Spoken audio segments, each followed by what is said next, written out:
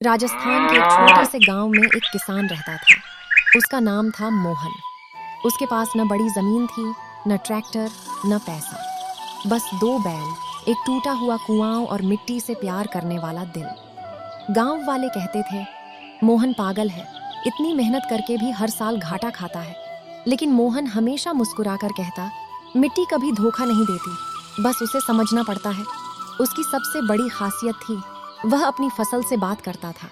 हर सुबह सूरज निकलने से पहले खेत में जाता और पौधों को हाथ लगाकर कहता, तुम बस हरे रहना, बाकी लड़ाई मैं लड़ लूंगा। लोग उसका मजाक उड़ाते।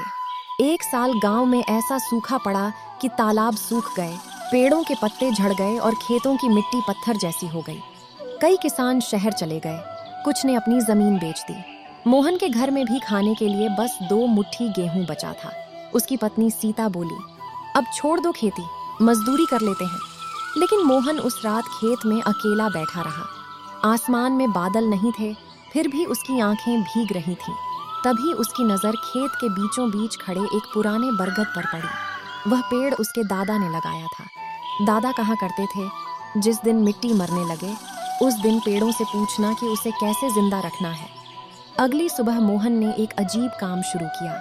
उसने पूरे गांव से सूखे पत्ते, गोबर और रसोई का कचरा इकट्ठा करना शुरू किया।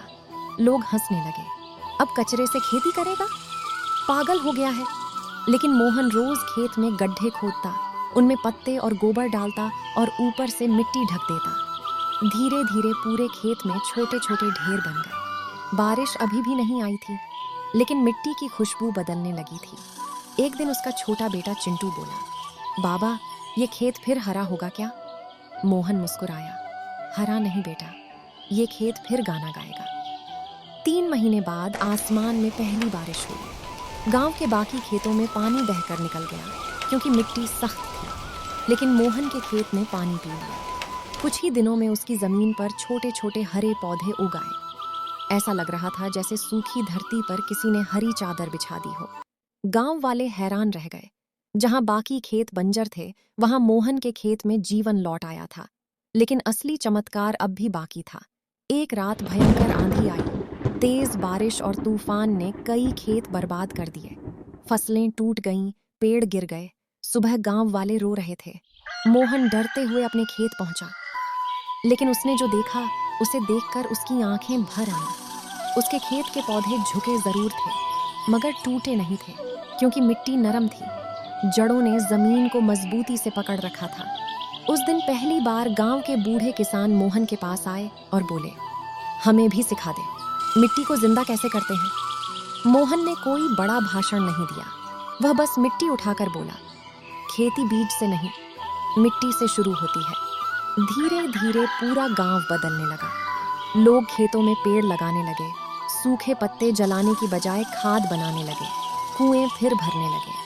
कुछ साल बाद वही गांव पूरे जिले में मशहूर हो गया। लोग दूर दूर से देखने आते कि बिना बड़ी मशीनों के एक किसान ने बंजर जमीन को कैसे जिंदा कर दिया। लेकिन मोहन आज भी पहले जैसा ही था। हर सुबह खेत में जाता, पौधों को छूता और मुस्कुराता। एक दिन चिंटू ने पूछा, बाबा, आपने हार क्यों नहीं मानी थी? मोहन ने आसमान की तरफ देखा और कहा, क्योंकि किसान अगर उम्मीद छोड़ दे तो धरती भी सांस लेना छोड़ देती है।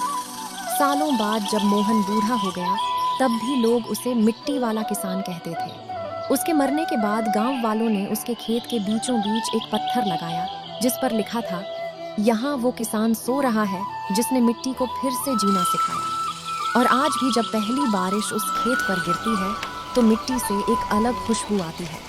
गांव वाले कहते हैं, ये मोहन के खेत का आखिरी गीत है।